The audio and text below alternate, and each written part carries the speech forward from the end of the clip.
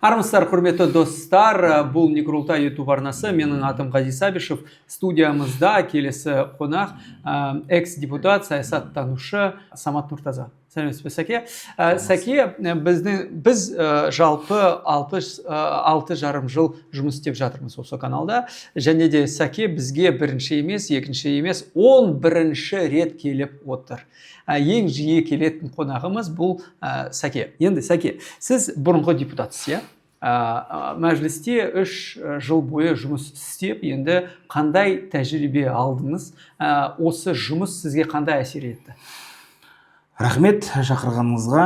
Енді 3 жыл тәжірибе әрине өте көп болды. Заңдармен жұмыс істеу, мәжілістің мәдениеті деген сияқты ішкі тәртібі, сырттан келгеннен кейін көп нәрсе басында үйренбедік, кішкене былай дисциплина бұзылды, тағы басқа деген сияқты. Бірақ та мына 3 жылда кәдімгідей мәжіліс бір үлкен мектеп болып, үлкен бір адамды бір тәрбиелеп шығаратын бір жер сияқты болып көрінді маған.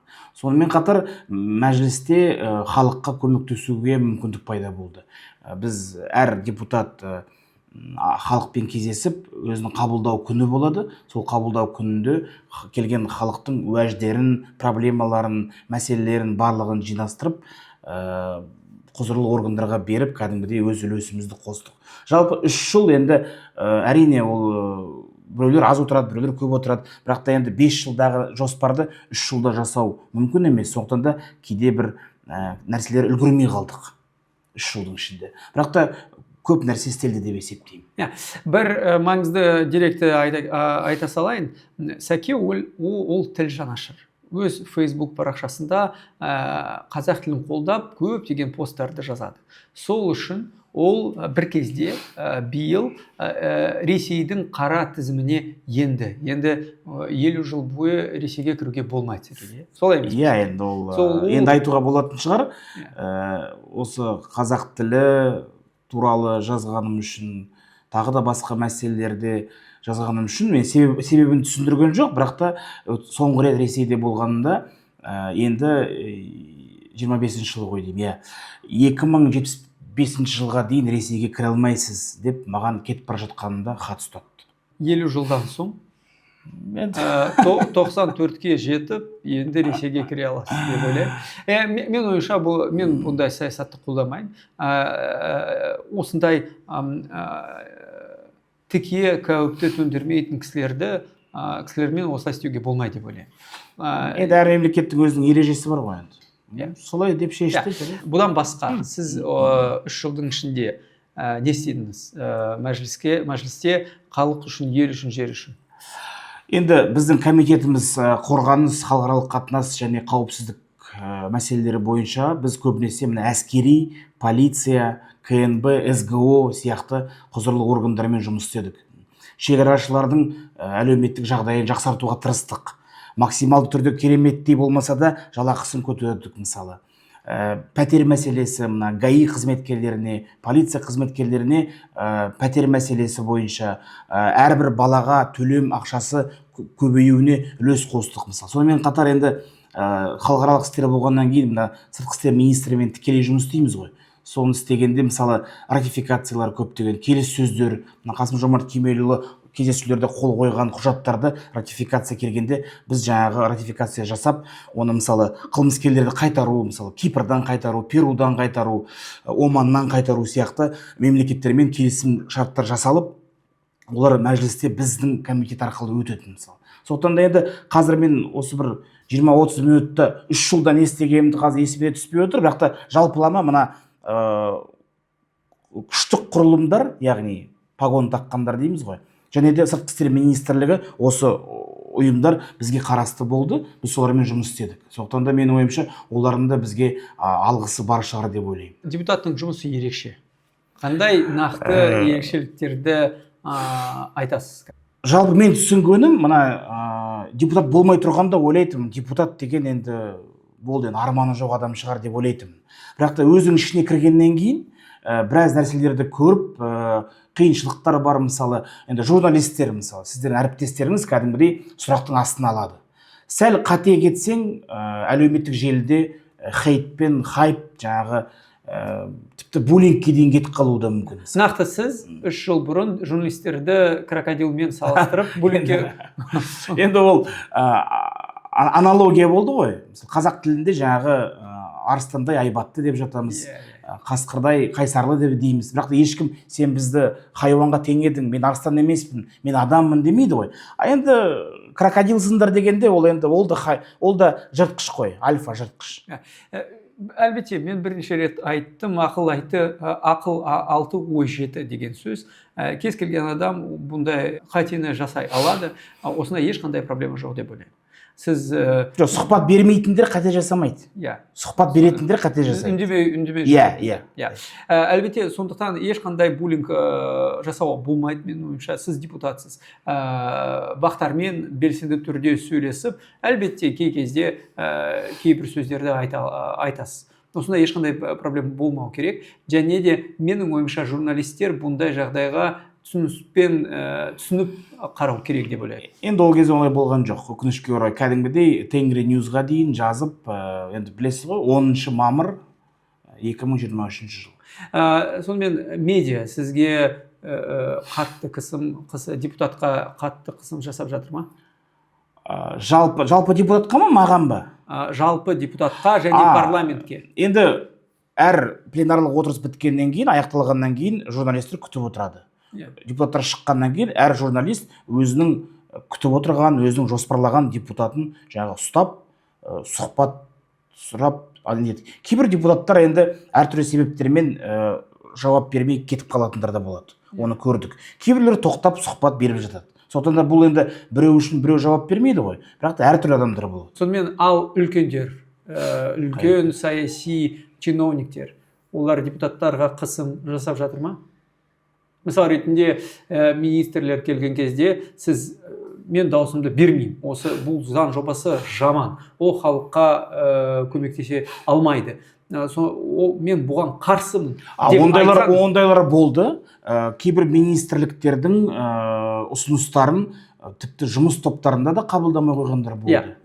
Қарсы дауыс бергендер болды.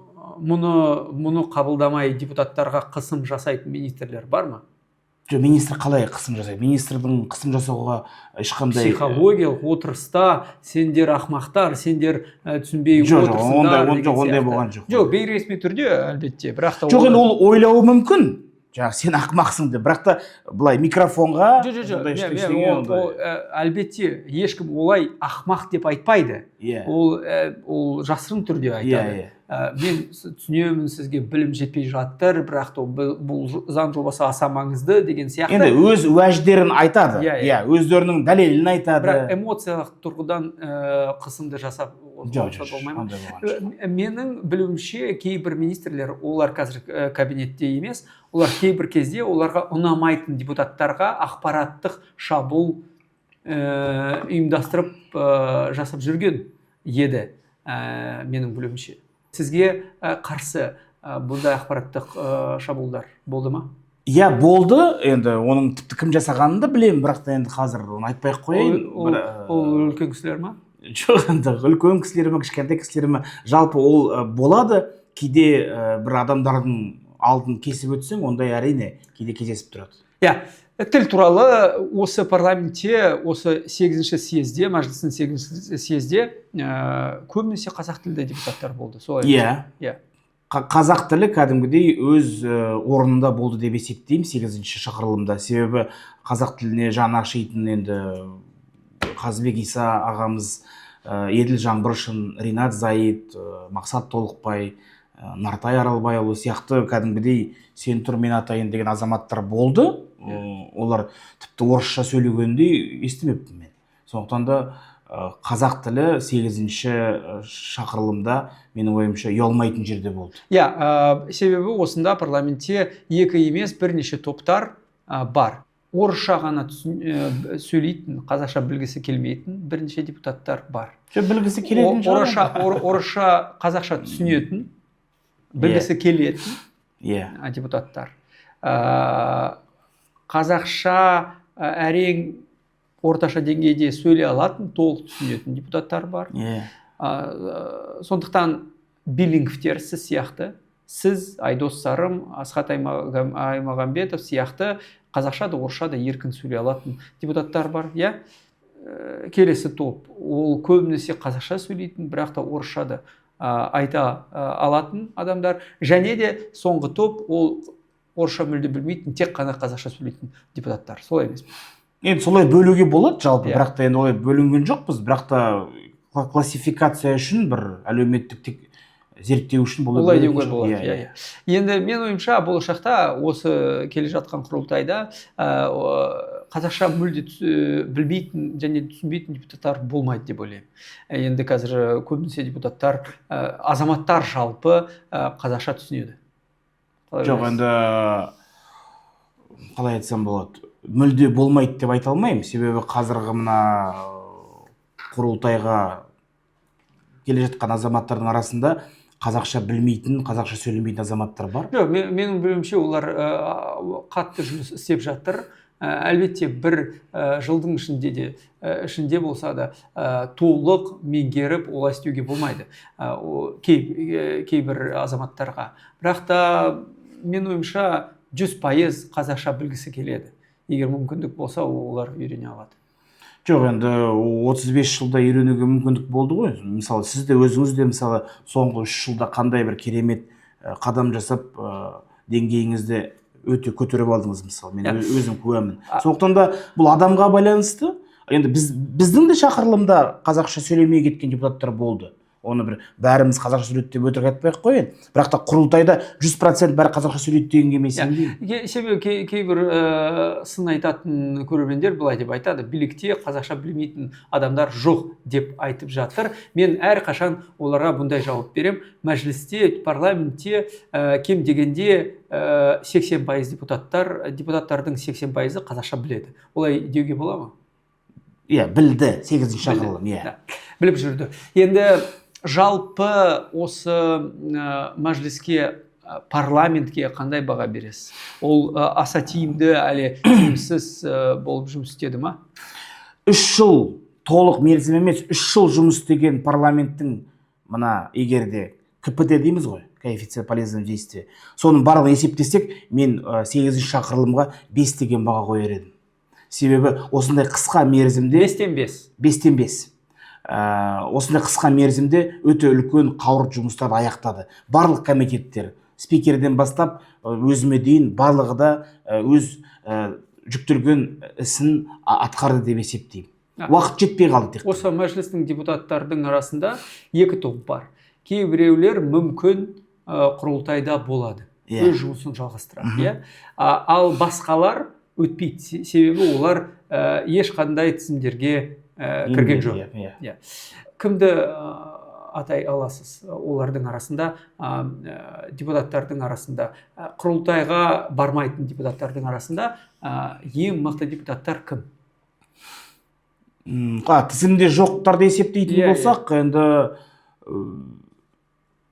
енді әлбетте ол Ермұрат Бапи мен Еділ Жаңбыршин деп айтылам. Осы екі ағамыз, менің ойымша, енді неге олар кірген жоқ тізімге? Енді оны білмеймін. Оны Әділет партияның басшысынан сұрау керек шығар. Неге, мысал ретінде, Ермұрат Бапи Ақ жол партиясына барған жоқ? Олар оны шақырды ма? Мен шақырды деп естідім. Неге барған жоқ? Неге бас тартқан? Оны білмедім мен. Ал Еділ Жаңбыршин ше? Енді айтып отырмын ғой, бұл енді Әділет партияның басшылығы шешеді, тізімді жасаған.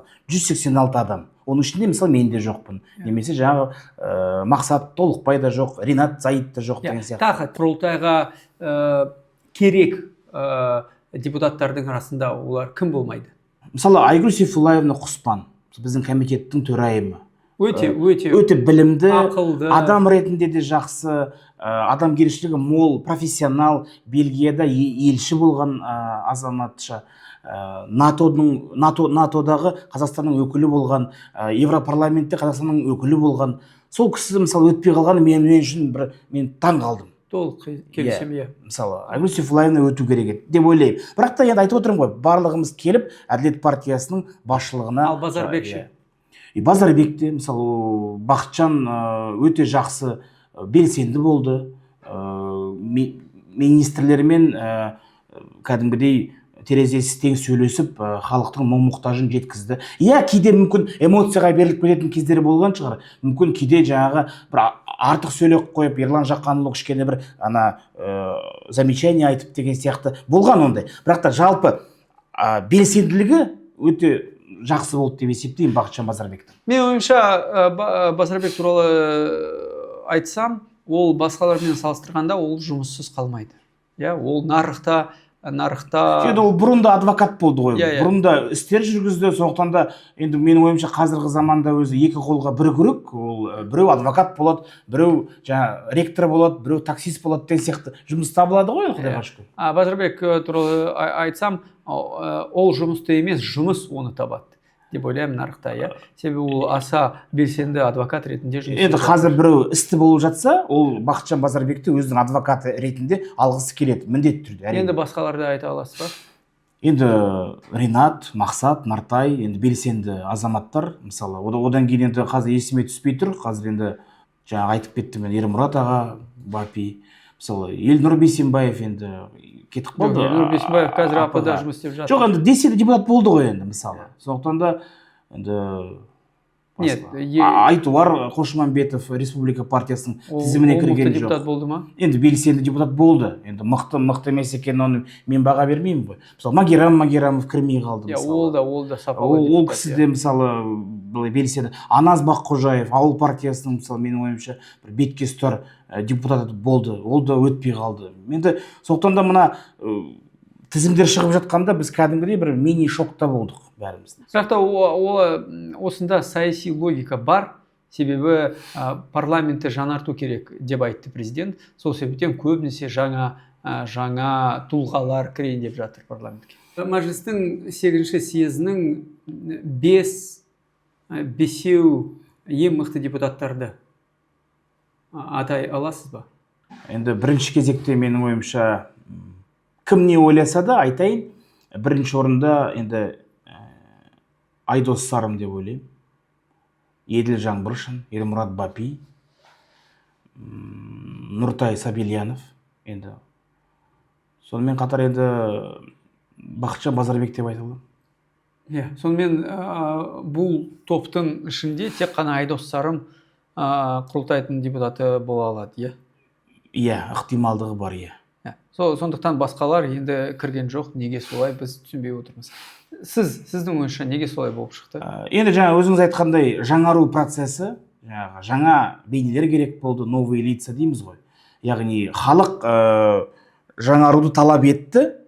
Жаңа адамдар керек па сендерге? Жарайды деді де, міне сендерге жаңа адамдар деп алып келді. Міне, жаңа адамдар деді. Көреміз енді қалай жұмыс жасайды. Жаңа сұрадыңдар ма? Міне сендерге жаңа адамдар деді. Енді көптеген аса мықты депутаттар құрылтайда болмайды. Сонымен аса жоғары деңгейде жұмыс жасайтын депутаттар бола ма құрылтайда? Кім осы результатты көрсете алады? Енді біріншіден, мына менің бұрынғы экс-әріптестерім өтті ғой тізімге. Олардың ішінде жаңа заңгерлері бар. Башимов Марат ағамыз бар, Снежана Валерьевна, Үнзила Шапақ деген сияқты азаматтар өтті. Олар жаңадан келген депутаттарға жол сілтеп, үйретіп, кішкене былай істеңдер, мынаны былай жүреді, былай істеледі деп жол көрсетеді деп сенемін. Себебі мысалы, әр комитетте бір не болады? Институционалдық ес. Жадында дейміз ғой, яғни бір старший, старшина дейміз ба, бір бұрынғы ескіден қалған ескі көз дейміз ба, ол келіп айтады жаңағы, қыздар, жігіттер, сіздер былай отырыңыздар, мынаны былай ашады, былай істейді деп көрсетеді кәдімгідей. Сондықтан да менің ойымша мына 7-8 комитет болса, әр комитетте өте бір білімді, белсенді азамат, немесе азаматша төраға немесе төрайым болады. Содан кейін барып жұмыс өзінен өзі іске кіріседі деп ойлаймын. Құрметті достар, бұл өте түсінікті, себебі мәжілістен Әділет партиясының тізіміне бірнеше ықпалды депутаттар кірді. Олардың ішінде Константин Авершин, Татьяна Савельева, Никита Шаталов, Юлия Кучинская, тағы кімді Максим Рожин. Максим Рожинді басқалар. Бұл Қазақстан Республикасының парламентте осындай аса мықты тұлғалар болады деп ойлаймын, иә? Сіз ойыңызша не деп ойлайсыз? Енді иә, Савельева ханым енді бұрын вице-министр болды, өз ісінің маманы. Авершин мырза енді ол жаңағы қарулы күштерге жақын азамат, ол да жаңағы әскерлермен жұмыс істеді. Максим Рожин досым енді көптеген істердің басында жүрді. Никита Шаталов енді ол өзі белсенді, өзінің телеграм арнасы бар деген сияқты, оның да айтары бар енді. Савельева мен Кучинская ханымдар да өзінің ісінің енді жаңағы білікті мамандары. Сергей Пономарев. Сергей Пономарев, иә, енді жалпы ол Славянский союздың басшысы. Сондықтан да менің ойымша бұл құрылтайдың болашағы зор деп ойлаймын. Мен де былай деп ойлаймын. Қазір бізде агитация жүріп жатыр. Мұның барлығы нақты өткір күрес, әлде көз бояушылық сіздің ойыңызша? Енді ешқандай дәлел жоқ қой. Сол дәлел жоқ болғаннан кейін оны бірдеңе деп айту қиын, бірақ та өткір күресті біз мына партия арасындағы шайқастан көріп жатырмыз. Мына ауыл мен байтақ, республика мен Ақжол сияқты жаңағы интернетте көріп жатырмыз ғой. Сол жерде кәдімгідей бір-бірін шымшып, бір-бірі туралы бірдеңені айтып қалып, жаңағы арғымақсың, понисың, тағы басқа деген сияқты сондай бір көріп қалады көзім. Сондықтан да неге олай былай істеп жатыр? Ол да бір сайлаудың, доданың бір мәдениеті шығар енді. Мәдениеті. Жоқ, бұл түсінікті нәрсе. Бірақ та бізде осындай кіші партиялар, НПК, Ақжол, Республика, Байтақ, ауыл сияқты, неге олар әділетке шабуыл жасамайды? Қорқып жатыр ма? Енді біріншіден мен оны сол партиялардың басшысынан сұрау керек шығар. Екіншіден, әр партияның өзінің бір несі бар ғой. Жеке бақталас темалары ұқсас. Мысалы, Ақжол мен Республика, Байтақ пен ауыл өздерінің тақырыптары, алаңдары, электораты ұқсас. Сондықтан да өзіне жақын, өзіне түсінікті қарсыласпен күрескенді жөн санайтын шығар деп ойлаймын. Мысал ретінде Ақжол мен Республика осына шайқас бар, иә? Түсінікті нәрсе. Бірақ та олар не үшін күресіп жатыр? Бизнес үшін ба? Енді жоқ, бизнес үшін, дауыс үшін. Яғни бұлардың өздерінің электораты бар. Электораты көбінесе бірдей. Бизнес әлемі, буржуазия дейміз, тағы басқа. Соның көзінше жаңағы кейбір әлі пікірін қалыптастырмаған Ақжолға берем ба, Республикаға берем ба деген екі ойлы азаматтар үшін бұлар екеуі қазір күресіп жатыр. Және де Республика менің ойымша өте жақсы келе жатыр. Сонымен сіздің ойыңызша осында ешқандай сценарий жоқ, бұл табиғи күрес. Табиғи күрес деп ойлаймын, және де нәтижесі бойынша менің ойымша енді әрине әділеттің енді құрамында аманаттың партияның бұрынғы азаматтары бар, ресурсы бар деген сияқты. Соның нәтижесінде менің ойымша енді әділет партиясы сол 65%-дан жоғары алады деп ойлаймын. Ал қалған енді 35%-ды менің ойымша қалған партиялар өзара бөліп алады. Кім кіреді, кім қалады далада? Мен ойымша Байтақ, ол кірмейді. Енді Байтақтың спикері өткенде тәтеміз, аты жөнін ұмытып тұрмын, кішкене Нұргүл апайымыз өз ойын жинақтай алмай, кішкене сөйлей алмай қалды. Оның 11 баласы бар. 9 өзінікі, 2 асыранды. Айтты, оны көрдім бағдарламаны. Аса мықты әйел. Батырана. Неге партияның басшысы оны осы жерге, осы жағдайға қойды, мен әлі де түсінбей отырмын. Мен де түсінбей отырмын. Неге Азаматхан өзі шыққан жоқ? Енді ешқандай партияның басшылары шыққан жоқ қой. Енді шығатын шығар деп ойлаймын. Жоқ, шықпайды. Шықпайтын түрі жоқ, түрі бар. Жоқ, мен ойымша сіз қазір Байтақ партиясына қарасаңыз, мен Азаматханды құрметтеймін. Ол аса белсенді, ақылды жігіт, адам. Бірақ та агитациясы әлсіз. Тек қана осыны түрлі жерде жүріп, Байтақ ұран айтып, осында ол жүйелі емес. Және де партия туралы сөйлейтін болсақ, ол тек қана Азаматхан туралы. Ол экология туралы емес, ол жасыл повестка туралы емес. Ол тек қана Азаматханды мақтайтын жоба ретінде көрінеді мен үшін. Сіз қалай деп ойлайсыз? Енді Байтақ аз пайыз жинайтыны түсінікті. Өткен мен депутат болған кезімізде сайысқа қатысты додаға, өте алмай қалды, 5% жинай алмай қалды. Енді 5% деген оңай емес қой. 5% дегеніміз 600 мың адам. 600 мың адам дауысын жинау. Сондықтан да сізбен келісем, Байтақ партиясы осы жолда өте алмай қалса, мен таң қалмаймын. Ал енді кім өтеді деген сұрағыңызға мен сізге айтайын, енді әділеттен кейін менің ойымша, субъективті пікірім, әділеттен кейін менің ойымша республика болады. Республика екінші орнына бола ма? Болады деп ойлаймын. Ауыл, Ақжол 3 пен 4 болады, және де осылай төртеулер өтеді деп ойлаймын. Ал енді қалған халық партиясы мен енді ренжімесін, жаңағы ОСДП, ЖСДП дейміз ғой. Және де Байтақ партиялар менің ойымша 5%-дық межені өте алмайды деп ойлаймын.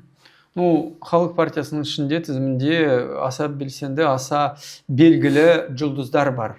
Енді халық оларға дауыс бермей ме? Жоқ, халық қазір ол жаңағы, мен түсініп отырмын сіз не айтып меңзеп отырғаныңызды. Аша Матай, жаңағы Тамара Асар деген. Әрине олар керемет әншілер өзінің саласында, бірақ та енді бұл саясат қой, бұл заң қабылдайтын жер тағы басқа. Сондықтан да халық біледі кімге не керек екенін. Бір қосымша сұрақ. Ринат Заид деген әнші. Ол әнші емес, ол айтыскер. Айтыскер. Ол дұрыс мықты депутат болды ма? Ринат Заид пен Аша Матай тағы басқаны салыстырған дұрыс емес деп есептеймін. Мен сізге түсіндірейін. Себебі Ринат ол кезінде алаңға шықты кәдімгідей. Ол тек қана домбырамен шектеліп қалған жоқ. Домбыраның рамкасында қалған жоқ. Ол сонымен қатар алаңға шықты, оны ұстады, тағы басқа, елдің алдында сөйледі, жер мәселесі тағы басқа деген сияқты. Ал мына сіз айтып отырған Аша Матай мен жаңағы Тамара Асар ханым, олар тек қана өзінің саласында, мәдениеттің жаңағы саласында. Сондықтан да бұл жерде Ринатты тек қана әнші деп қабылдау дұрыс емес деп есептеймін. Сондықтан да Ринаттың орны бөлек. Енді келесі сұрақ, сәлеумен болдық. Өткен аптада, 2 апта бұрын президентіміз Омск қаласына барып, Путинмен кездесіп, оның көзіне деп айтты, біз бұл соғысты түсінбейміз және оны тез арада тоқтату керек. Біз Украинаны толық қолдаймыз, құрметтейміз. Енді осылай сөйтіп істеу керек деп айтты. Сіздің ойыңызша не үшін бұлай деп айтты? Енді мен ол туралы пост жаздым әлеуметтік желіде, өз парақшамда. Жалпы біз енді 5 мемлекетпен шектесеміз ғой. Оның біреуі Ресей. Сондықтан да біздің 5 көршімізде кәдімгідей тыныш өмір сүрсе, сол тыныштық бізге де келеді. Енді біздің бір көршіміз кәдімгі соғысып жатқаны біздің ішкі атмосферамызға, ішкі көңіл күйімізге, тіпті экономикамызға бәріне де әсер етіп отыр. Жаңағы КТК мұнай құбырынан бастап, жалпы мына әлеуметтік өмірге дейін бәрі де әсер етеді. Шекара мәселесі тағы басқа. Сондықтан да Ресей-Украин соғысы неғұрлым тезірек бітсе, ол тек қана ол 2 мемлекетке емес, сонымен қатар шектесіп отырған бізге де жақсы болар еді. Сондықтан да біздің президентіміздің мына солтүстік көршіміздің басшысына айтқан бір тілегі ме, ақ тілегі ме деп ойлаймын. Енді сіз мәжілісте халықаралық комитетінде жұмыс істеген едіңіз.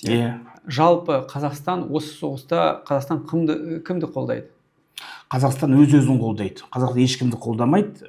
Қазақстан президенттің сөзімен айтсақ, Ресейді де, Украинаны да сыйлайды, мойындайды, мәдениетін де, азаматтарын да қолдайды. Қазақстан Украина мен Ресейді құрметтейді және сыйлайды. Тең дәрежеде. Тең дәрежеде. Екеуі де біз үшін бұрынғы енді СССР-да болдық. Жалпы екеуі де шет мемлекет біз үшін. Екеуі де. Сонымен Қазақстан Украинаны Ресеймен тең бағалайды или қатар бағалайды? Сіздің қалжыңызды түсіндім енді. Айтыңызшы. Бірдей. Үшінші сөз қосайыншы, бірдей деп. Бірдей ме? Себебі біз құқық жағынан біз Ресеймен одақтаспыз. Ана ОДКБ дейсіз ғой. Бірақ та моральды жағынан сіз былай деп айтасыз, біз оларды тең қабылдаймыз. Енді президентіміз Біріккен ұлттар ұйымында жұмыс істеді ғой. Сондықтан да біздің президентіміздің табиғатында барлық мемлекеттердің құқықтары бірдей деген бір түсінік бар. Сол түсінік дұрыс деп есептеймін. Сондықтан да бұл Кабо Верде бола ма, Қырғызстан бола ма, бәрібір біз үшін бізге Кабо Верде және Қырғызстан тең дәрежеде. Жоқ, енді былай заң тұрғысында, мысалы егерде Қырғыз бен Кабо Верденің азаматы екеуі де қылмыс бұзса, екеуіне де бірдей қарау керек енді. Сіз енді Қырғызды алыстатып отыр деп ойлайсыз, олай емес. Бізге кім жақын? Қырғызстан әлде Кабо Верде? Жоқ, рухани, мәдени жағынан Қырғыз жақын. Бірақ та заң жүзінен қарағанда, Қазақстанның мүддесі жағынан қарағанда, шекарасы жағынан қарағанда, маған бәрібір. Ол Африкадағы Нигерия ма, Тәжікстан ба, барлығы да мен үшін шетел. Солай болу мүмкін, бірақ та меніңше біз моральды жағынан ашық айтуымыз керек. Мен үшін Өзбекстан мен Қырғызстан мысал ретінде Италиямен салыстырғанда, олар бізге жақын. Рухани маған да жақын. Рухани, бауырлас, мәдени, футбол ойнағанда Өзбекстанға жанкүйер болдық. Бірақ та заң деген нәрсе бар ғой. Егер Италияға біреу шабуыл жасаса, біз Италияны қолдап, сарбаздарымызды жіберемейміз. Ал егер Өзбекстанға талиптер шабуыл жасаса, біз әскери жағынан Өзбекстанды қолдаймыз ба? Әрине. Енді сонымен Италия мен өзбектер бізге тең емес. Өзбектер бізге жоқ, бірақ та жоқ. Сіз қалай айтсам болады? Бұл жерде біз өзіміздің мүддеміз үшін әскер жібереміз ғой. Себебі Шымкентке келгенше, оданша жаңағы Наманғанда кезесіп, шайқасып, жауды қуып жіберген дұрыс қой. Дұрыс. Енді мен әлбетте Украина мен Ресей арасында болып жатқан соғыс, біз оны толық қолдамаймыз. Біз мүлде қолдамаймыз. Мүлде қолдамаймыз. Соғыс деген жаман нәрсе. Ешкімді қолдамаймыз. Осында соғыс бітсе екен деп ойлап отырмыз, Енді тағы соңғы жаңалық, өткен аптада осы бір мықты жанжал болып шықты елде. Ол Шоқан Сьюз компания жайлы.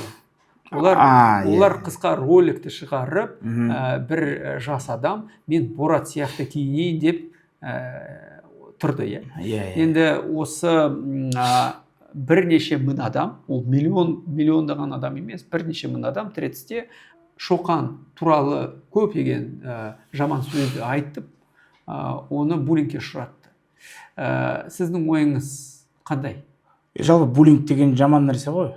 Басыма өткеннен кейін бір сөз бар ғой. Өткенде бір телевизорда көріп қалдым. Қазір дұрыс айтыламын ба, айтылмайын ба? Мына құлға құл десең ренжиді екен. Ал биге құл десең, ол күледі екен. Соны айтам. Сондықтан да бұл жерде сендер боратсыңдар дегенде, оған біз ашулансақ, ол біздің ішкі комплексіміздің бір сыртқа шыққаны. Ал енді бізде, Құдайға шүкір, Геннадий Головкин бар, бізде Димаш бар, Иманбек бар. Иманбек бар мысалы. Көптеген мықты қазақтар бар. Оның үстіне бізде киберспорттан қателеспесем осы чемпион болдық мысалы. Жас жігіттер. Жалпы Қазақстанның мақтанатын нәрселері көп. Неге біздің жауларымыз, біздің мысық тілеу, бізге жаманшылық тілейтін азаматтар ылғи сол Боратты шұқылай береді? Неге шұқылайды? Себебі кейбір біздің азаматтардың соған реакция беретінін біледі. Себебі ол біледі, бұл сөзбен олар бізді ызағылады. Ашуландырады, ызаландырады тағы. Оған елемеу керек, айта берсін. Біріншіден, ол жаңағы Борат деген фильмде ол ешқандай қазақтың несі жоқ, қана түрі қазаққа келмейді. Бір румынның деревнясында жүрген бір келмейді.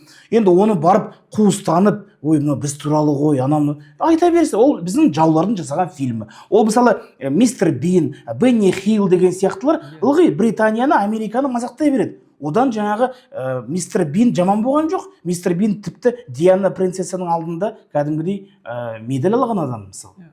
Сондықтан да бұл жерде қалай айтсам болады, оған бір қалжың ретінде жаңағы бір табақ бет, қазанбас деп айтамыз ғой. Сол сияқты, сондай сөзге мысалы біз ренжімейміз ғой, ашуланып, телевизор сындырып, тас лақтырып деген сияқты ғой. Күле сал болды. Сөз қояды деп ойлаймын. Мен де былай деп ойлаймын. Біз былай деп ойлаймыз. Егер Борат болса, күллі халықтар бізге күліп жатыр деп ойлаймыз. Ол олай емес. кез келген адам тек қана көбінесе өз туралы ойлайды. Кез келген халық өз туралы ойлайды. Басқалар біз туралы, қазақ туралы ойламайды. Борат деген ол басқа жағынан қарасақ, ол пиар. Қалай кісілер деп айтады? Қара пиар болса да, ол да пиар. Ол да пиар, иә. Сондықтан мен қазақ туралы білем. Қазақтар мықты, ақылды, икемді, аса қабілетті халық. Сол себептен кім не айтса да, осы Британиядан шыққан ұлты еврей комик не десе де, ол мен үшін аса маңызды емес. Әрине, маған да. Ешқандай комплекстер бізде жоқ. Солай емес. Сондықтан осында былай бақыру, Борат деген балағаттау сөз, оны айтпауымыз керек. Біреу десе біз оны жоққа шығарамыз. Біреу десе жер қыламыз деген сөз, ол дұрыс емес деп ойлаймын. Әрине. Мен Шоқан Сьюз компанияны қорғамаймын, әлбетте. Себебі мен оларда жақсы костюмдер бар, жаман костюмдер бар. Айтпақшы, Димаш Құдайберген солардың жарнамасына түседі. Иә, қазақ тілінде. Жоқ, мына телевизорда бара жатқанда, мына көшеде баннерда Димаш Құдайберген Шоқан Сьюзтің несін киіп жатты, мысалы. Иә, осында мәселе Шоқанда емес. Шоқан жаман болуы мүмкін. Мәселе басқада. Мәселе Борат деген фильм бізге аса осындай өткір зиянды келтірмейді. Ол біздің басымызда, біздің миымызда деген проблема. Солай емес пе? Бұл таза комплекс қой. Комплекстен арылу керек. Құрметті достар, Самат Нұртазаға көп рахмет. Бізге 11-ші рет келіп отыр. Келесі рет 12-ші рет. Көп келіп қойыппын, кішкене пауза ұстайын жарайды. Былай келсейікші, бір жылдан соң 12-ші рет бізге келіп, үлкен орында отырып, бізге келсеңіз деп ойлап отырмыз. Аумин, айтқаныңыз келсін. Сау саламат болыңыздар, құрметті көрермендер.